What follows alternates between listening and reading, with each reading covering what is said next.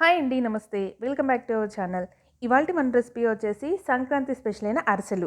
ఈ అరిసెల్ని మనము పాకం పట్టకుండా, అలాగే బియ్యాన్ని నానపెట్టకుండా డైరెక్ట్గా పొడిపిండి మన ఇంట్లో ఉంటుంది కదా, ఆ పొడిపిండితో తయారు చేసుకుంటాము. చాలా పర్ఫెక్ట్గా వస్తాయి.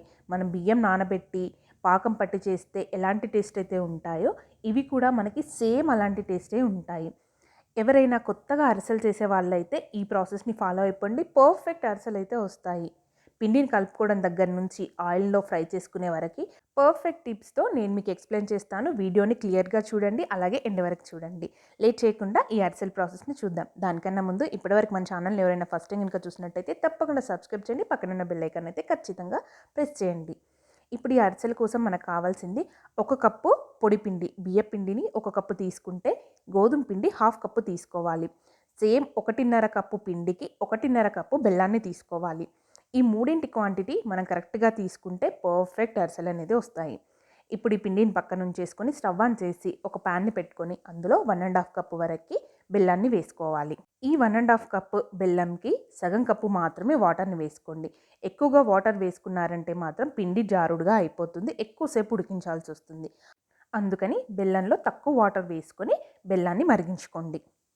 ఇక్కడ మనం పాకం పట్టాల్సిన పని లేదని చెప్పాను కదా, సో ఇలా బెల్లం మొత్తంగా కరిగిపోతే సరిపోతుంది. ఇలా కరిగిన ఈ బెల్లంలోకి పిండిని జల్లించుకొని తీసుకోవాల్సి ఉంటుంది.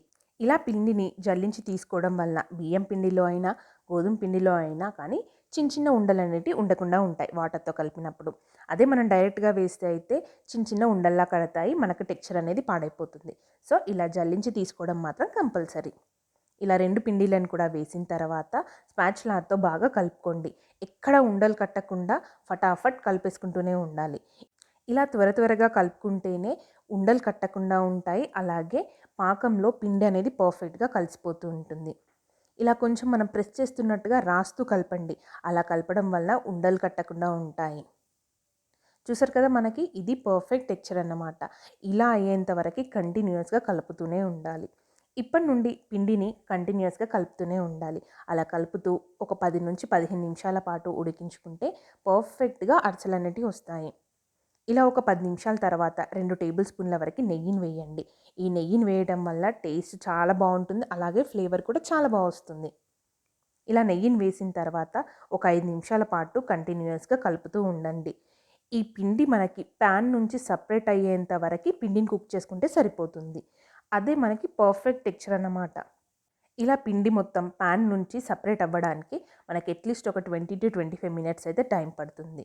చూసారు కదా, ఇలా రావాలి పిండి టెక్స్చర్ అనేది. ఇలా వచ్చిందంటేనే మనకు పర్ఫెక్ట్గా అరిసెలు అనేవి వస్తాయి. అంతవరకు కాస్త ఓపిక్గా సిమ్లో పెట్టుకొని కుక్ చేసుకోవాలి. ఈ సిమ్లో పెట్టుకోవడం మాత్రం కంపల్సరీ. మనం హై ఫ్లేమ్లో పెట్టామంటే మాత్రం త్వరగా గట్టిపడిపోతుంది పిండి. ఇలా పిండి ప్యాన్ నుంచి సపరేట్ అయిపోయిన తర్వాత చివరిగా దించే కన్నా ఒక 2 నిమిషాల ముందు ఓ టేబుల్ స్పూన్ వరకు ఇలాచీ పొడిని వేసుకొని పిండి మొత్తంతో కలిసిపోయేలా కలిపేసి స్టవ్ ఆఫ్ చేసేసుకోండి. ఇలా స్టవ్ ఆఫ్ చేసిన తర్వాత ప్యాన్లో పిండిని కొంచెం ఫ్లాట్గా తయారు చేసుకోండి. ఇలా చేసి పెట్టుకున్న తర్వాత ఒక 15 నిమిషాల పాటు ఈ పిండిని కంప్లీట్గా చల్లారనివ్వండి. మనం కంప్లీట్గా చల్లారిన తర్వాత చేసుకుంటేనే అరిసెలు అనేవి ఈజీగా చేసుకోవడానికి వస్తుంది. లేదంటే వేడి మీద చేస్తే మనకంత పర్ఫెక్ట్గా అయితే రావు. సో ఇలా మనకి ఒక 15 నిమిషాల పాటు చల్లారిన తర్వాత చేతికి కాస్త నెయ్యి రాసుకొని మనం చపాతీ పిండిని ఎలాగైతే కలుపుకుంటామో ఈ పిండిని కూడా అలాగే కాసేపు ప్రెస్ చేసుకోవాల్సి ఉంటుంది. ఇలా మనం కొంచెం సేపు నీట్ చేస్తేనే అరిసెలు అనేవి సాఫ్ట్గా చేసుకోవడానికి వస్తాయి. చూసారు కదా, ఇలా తయారు చేసుకొని పెట్టుకోవాలి. ఇప్పుడు ఒక బౌల్లోకి 2 టేబుల్ స్పూన్ల వరకు నెయ్యిని తీసుకోండి. నెయ్యిని కానీ లేదా ఆయిల్నైనా కూడా మీరు వాడుకోవచ్చు. ఏదైనా ఒక పాలిథిన్ కవర్ని తీసుకొని ఆ పాలిథిన్ కవర్కి కాస్త నెయ్యిని కానీ ఆయిల్ని కానీ అప్లై చేసుకొని చిన్నగా పిండి ముద్దను తీసుకొని అరిసెల్లా ప్రెస్ చేసుకోవాల్సి ఉంటుంది. పిండిని తయారు చేయడం వరకే మనకి సపరేట్ ప్రాసెస్ ఉంటుంది. ఇక్కడ నుంచి అంతా కూడా సేమ్ మనకి నానబెట్టిన పిండితో ఎలాగైతే తయారు చేసుకుంటామో అలాగే అరిసెల్ని తయారు చేసుకోవాల్సి ఉంటుంది. ఈ అరిసెలను ఒత్తుకునేటప్పుడు మరీ సన్నగా కాకుండా మరీ లావుగా కాకుండా ఇలా చూపించిన విధంగా మీడియం సైజులో దీన్ని ప్రెస్ చేసుకుంటే ఆయిల్లో వేసినప్పుడు పర్ఫెక్ట్గా పొంగుతూ వస్తాయి, అలాగే సాఫ్ట్గా కూడా వస్తాయి. ఇప్పుడు డీప్ ఫ్రైకి సరిపడినంతగా ఆయిల్ని పెట్టుకొని ఆయిల్లో ఫస్ట్ ఒక చిన్న బాల్ వేసి వేడి ఎలా ఉందో చెక్ చేసుకోండి. ఇలా వేసిన వెంటనే పైకి తేలినట్లయితే వేడి అనేది కరెక్ట్‌గా సరిపోతుంది. అరిసెలను ఎప్పుడూ కూడా లో ఫ్లేమ్‌లో పెట్టి ఫ్రై చేసుకోకూడదు. మీడియం టు హై ఫ్లేమ్‌లో పెట్టి మాత్రమే ఫ్రై చేసుకుంటేనే పర్ఫెక్ట్‌గా అరిసెలొస్తాయి.